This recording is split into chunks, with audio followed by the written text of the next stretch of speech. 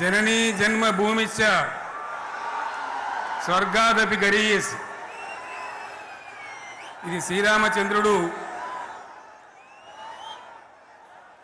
లంక మీద యుద్ధం చేసి రావణ సంహారం చేసి అయోధ్యకు తిరిగి రావాలి అనేటువంటి ఆలోచనలో ఉన్నప్పుడు రాముల వారి సోదరుడు లక్ష్మణుడు సహా ఆయన వెంట ఉన్న చాలా మంది పెద్దలు లంక చాలా సువర్ణమయంగా ఉంది, అద్భుతంగా ఉంది, మనం ఇంకా అయోధ్యకు ఎందుకు ఇక్కడి నుంచే పరిపాలన చేద్దామని అంటారు. దానికి శ్రీరామచంద్రుల వారు ఒప్పుకోలేదు. ఆయన చెప్పిన మాట ఏంటంటే, కన్న తల్లిని జన్మభూమిని మించినటువంటి స్వర్గం ఏది కూడా ఉండదు, కాబట్టి మనం అయోధ్యకే తరలిపోవాలని చెప్పి మళ్ళీ అందరిని తీసుకొని అయోధ్యకు రావడం జరిగింది.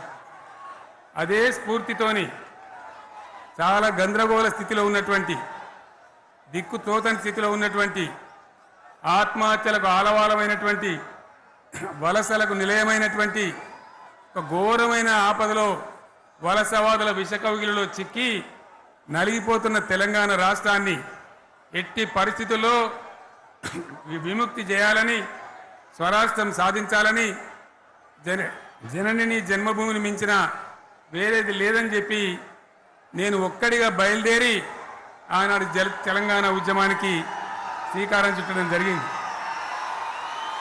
25 ఏళ్ల క్రితం, దయచేసి మీరు గొడవ బంద్ చేయాలి ఏమనుకోవద్దు, సభలో చాలా మంది ఉన్నారు, లక్షల మంది ఉన్నారు, మీరు ఆపాలి ప్లీజ్. ఒకటే మాట బంద్ చేయాలి, గొడవ బంద్ చేయాలి, ప్లీజ్ స్టాప్.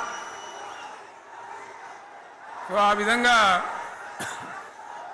25 ఏళ్ల నాడు ఎగిరినటువంటి జెండా ఈ గులాబీ జెండా. చాలా మంది బంద్ చేయాలి, ఏ బాబు బంద్ చేయాలి బాబు.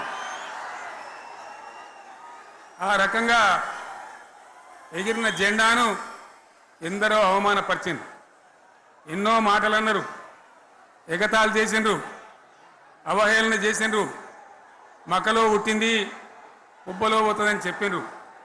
కానీ ఈ జెండా మీ అందరి సహకారంతో, అనేక మంది త్యాగాలతోని, వందలాది మంది ప్రాణ బలిదానాలు కూడా చేయడంతో, అనేక ఉద్యమాలతోని యావత్తు తెలంగాణనే ఒక అద్భుతమైనటువంటి ఉద్యమమై ఎగిసిపడి, ఒక సమయం ఎట్లా వచ్చింది, ఒక సమయంలో అంటే తెలంగాణ యావత్తు ఒక పక్కన నిల్చొని బరి గీసి బిడ్డ నా తెలంగాణ అక్కడ పెట్టు అని చెప్పి నిలబడ్డటువంటి సందర్భం మనందరం కూడా సృష్టించినాం. తద్వారా మన లక్ష్యం తెలంగాణ రాష్ట్రాన్ని సాధించుకున్నాం. ఆ తదనంతరం ప్రజలు దీవిస్తే 10 సంవత్సరాల పాటు అద్భుతమైనటువంటి దగదగలాడే తెలంగాణ తయారు చేసి అందరూ బిత్తరపోయే విధంగా, ఆశ్చర్యపడే విధంగా బ్రహ్మాండమైన తెలంగాణ నిర్మాణం చేసుకున్నాం. ఆ విధంగా 25 సంవత్సరాల సుదీర్ఘ చరిత్రను ఈరోజు ఈ వరంగల్ గడ్డ మీద మనం జరుపుకుంటా ఉన్నాం. రజతోత్సవ సందర్భంలో జరుపుకుంటా ఉన్నాం. చాలామంది చాలా రకాల ప్రయత్నాలు చేసినారు. ఇక్కడ కూడా ఇప్పుడు కూడా బ్రహ్మాండమైనటువంటి ప్రయత్నాలు చేస్తూ ఉన్నారు. నేను ఒక్కటే మాట చెప్తా ఉన్నా, ఈ గడ్డకు ప్రత్యేకత ఉంది.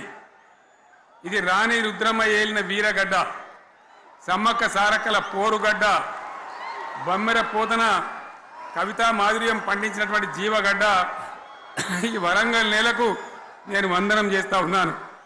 మన అమరవీరులకు శిరస్సు వంచి నివాళులు అర్పిస్తూ ఉన్నాను.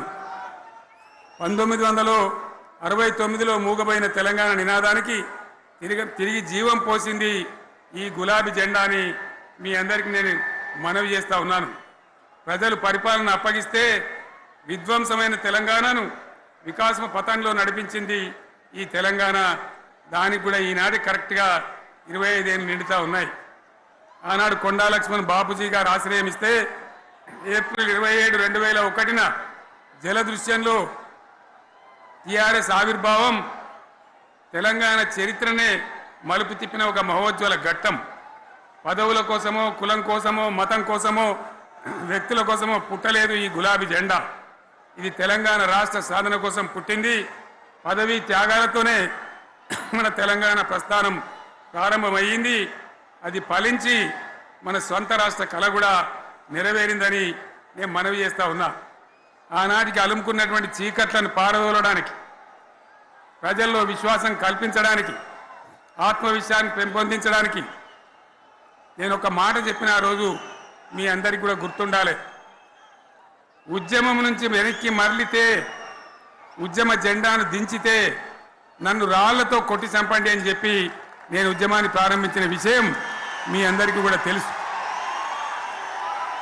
ఆ తదనంతరం జరిగినటువంటి స్థానిక పంచాయతీ ఎన్నికల్లో, ఆ తదనంతరం జరిగినటువంటి సిద్దిపేట ఉప ఎన్నికలో ప్రజలు బ్రహ్మాండంగా ప్రాణం పోసి ఊపిరిలిదితే అద్భుతంగా ఉద్యమం ముందుకు పురోగమించిన విషయం మనకు తెలుసు. 60 ఏళ్ల సమైక్య పాలనలో తెలంగాణది ఎంత గోస, ఎంత దుఃఖం, ఎంత వేదన, ఎంత హింస, ఎంత అణిచివేత చూసినామో మనందరికీ కూడా బాగా తెలుసు. గోదావరి కృష్ణనీళ్ళు దక్కకుండా తరలిపోతే తల్లి సనుబాలకు నోచని పిల్లల్లాగా తెలంగాణ బిడ్డలు రోధించారు. కరువుల కాటకాలకు గురయ్యారు. అర్ధరాత్రి కరెంట్లు పెట్టబోయి పాములు గుట్టి తేలు గుట్టి చాలా భయంకరంగా అనాథల్లాగా చనిపోయినారు. ఆ రకంగా జరుగుతూ ఉంటే ఇక్కడ ఉన్నటువంటి ఆనాడు కాంగ్రెస్లో టీడీపీలో ఉన్నటువంటి నాయకులు పదవుల కోసం పెదవులు మూసిండ్రు తప్ప ఏనాడు నోరు తీసి కొట్టాడలేదు. గులాబీ జెండా ఎగిరేదాకా కనీసం తెలంగాణ సోయిని కూడా ప్రదర్శించలేకపోయినారు. మీ అందరికీ తెలుసు, తెలంగాణ కోసం అవసరమైన ప్రతి సందర్భంలో పదవులు త్యాగం చేసిన వాళ్ళు బీఆర్ఎస్ బిడ్డలు అని చెప్పి నేను గర్వంగా మనవి చేస్తా ఉన్నా. కానీ పదవుల కోసం తెలంగాణను ఆగం చేసిన వాళ్ళు ఆనాడు ఉన్నటువంటి కాంగ్రెస్ నాయకులు అని చెప్పి కూడా నేను మనవి చేస్తా ఉన్నా. చంద్రబాబు నాయుడు ఆనాడు ముఖ్యమంత్రిగా ఉండి ఎంత ఘోరమంటే హైదరాబాద్ నడిబొడ్డున ఉండే తెలంగాణ గడ్డలో ఉండేటువంటి రాజధానిలో మన శాసనసభలో తెలంగాణ పదాన్ని నిషేధించినాడు. తెలంగాణ అనవద్దని స్పీకర్ ద్వారా రూలింగ్ ఇప్పించినారు. ఇదే జిల్లాకు చెందినటువంటి ప్రణయ్ భాస్కర్ గారు ఆ రోజు ఎమ్మెల్యేగా శాసనసభలో తెలంగాణ అంటే అది నేరమైనట్టుగా పరిగణించి తెలంగాణ పదాన్ని నిషేధించేటువంటి ప్రయత్నం చేసినారు. మిత్రులారా, మీకు అందరికీ చరిత్ర తెలుసు. ఆనాడైనా ఏనాడైనా ఈవెన్ ఈనాడైనా తెలంగాణకు విలన్ నంబర్ 1 కాంగ్రెస్ పార్టీ అని మనవి చేస్తా ఉన్నా. మనందరికీ కూడా తెలుసు ఆ విషయం.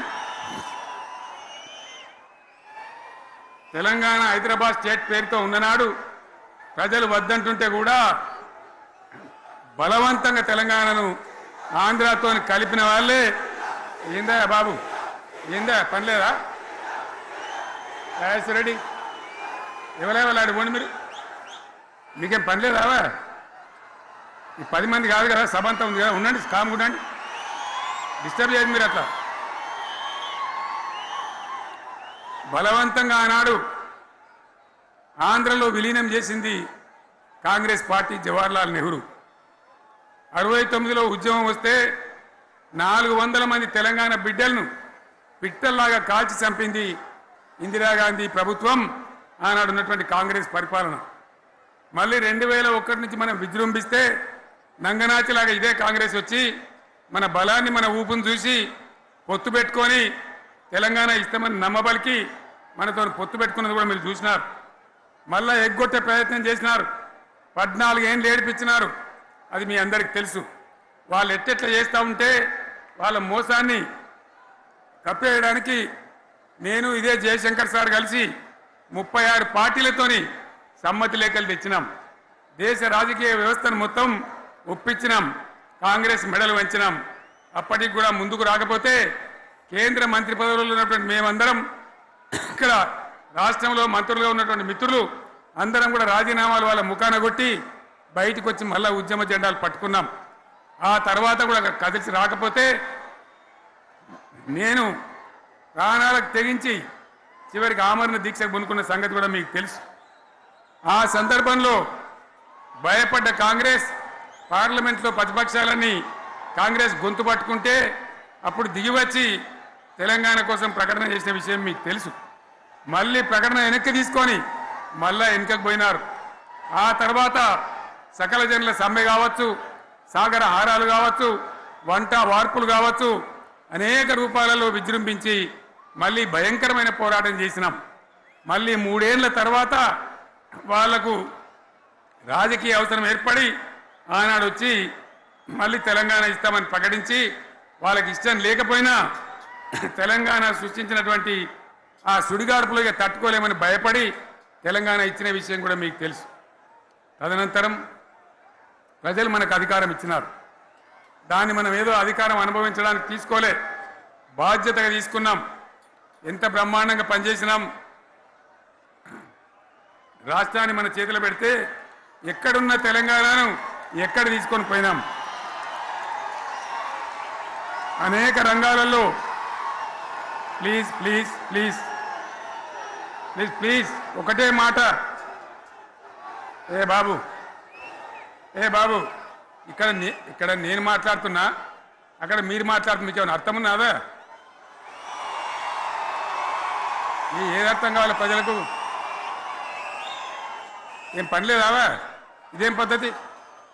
మీరు పార్టీ కార్యకర్తలేనా? సైలెన్స్ ఉండండి. అంతమంది నన్ను లక్షల మంది మీరు 10 మంది ఏందా ఇక్కడ? 10 నిమిషాలు సైలెంట్గా ఉండలేరా? చివరిలో బాగా చెప్తాం, స్లోగా అద్భుతంగా దుంకుదాం, స్టే ఎత్తు దుంకుదాం. మీరు బాధ్యత చూడాల్సింది ఏంటంటే మీరు అరవడం బంద్ చేయండి. ఇంతమంది ఉన్నారు, ఏం సీఎం పనిలేదా నీకు? మళ్ళీ అందరు ఇళ్ళకి చేరుకోవద్దా? క్షేమంగా పోవద్దా? ఎక్కడెక్కడి నుంచో దూరం నుంచి వచ్చిన వాళ్ళు ఉన్నారు. 10 నిమిషాలు మీరు సైలెంట్గా ఉండండి. ముందరున్న వాళ్ళు 10 ఏళ్ల బీఆర్ఎస్ పాలనలో ఎక్కడున్న తెలంగాణ ఎక్కడికి పోయింది? ఎన్ని రంగాలలో ఎన్ని అవార్డులు వచ్చినాయి? ఎన్ని అద్భుతమైన పనులు చేసి చూపెట్టినాం. తెలంగాణ అంటే ఒకప్పుడు వెనుకబడ్డ ప్రాంతం, ఎగతాళి చేయబడ్డ ప్రాంతం, పనికిమాలిన ప్రాంతం అని పేరు పెట్టిన ప్రాంతం. కానీ ఎన్ని రంగాలు, తలసరి ఆదాయాన్ని బ్రహ్మాండంగా పెంచినాం. 90,000 ఉన్న తలసరి ఆదాయాన్ని 3.5 లక్షల పైచీలకు పెంచుకున్నాం. జిఎస్డిపిని దేశంలో నంబర్ 1 స్థానానికి తీసుకెళ్ళినాం.